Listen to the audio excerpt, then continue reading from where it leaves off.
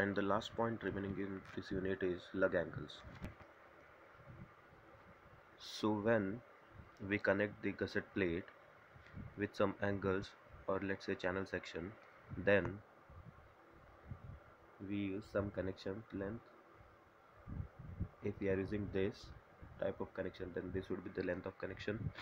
Now let's say it has to transfer a very high load, then for that the connection length will increase, and sometimes we don't have this length of connection.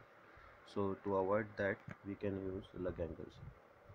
So how the lug angle work is, so this will be your main channel or angle section, and here we provide one lug angle in this fashion. So it will be connected to the main member, that is the angle section, and it will be connected to the gusset plate also. So some part of the load which has to be transferred through this main angle and the gusset plate, it will be transferred using this lug angle. So it reduces the overall length of the connection. So that is the purpose. So here we have to introduce more bolts, more connections. So nowadays it is not preferred, but for our consideration, let's see some specifications and how we go for the design of the lug angles, and how the code has given the design procedure. So first thing it says, the effective connection of the lug angle shall as far as possible terminate at the end of the member. It means that if this is your main member and from here this is the gusset plate, so the lug angle should end at the end of the main plate is here. So it should not go beyond this point. It should end before or at least the end of the point. So it can end here, but it should not go here beyond this main plate. So that's what it means. After that, the connection of the lug angle to the main member shall preferably start in advance of the member to gusset plate. It means that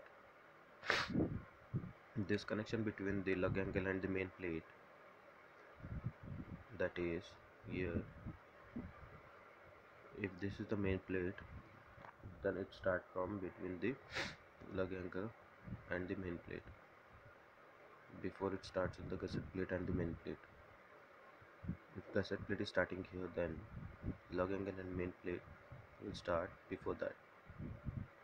After that, the third one is minimum of 2 bolts rivets or equivalent weight should be used.